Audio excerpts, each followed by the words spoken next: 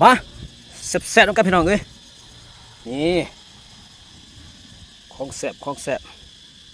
กุ้งแก้มตั้มเลยนี่มีหน่อไม้แล้วก็อันนี้น้ำพักอันนั้นพักเป็นเดี๋ยวมาดูเด้อแซ่บน้องกันมือนี่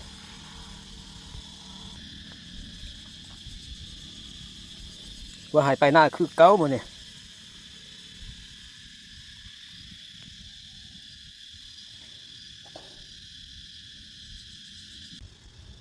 มีดิบมีซุปปนกัน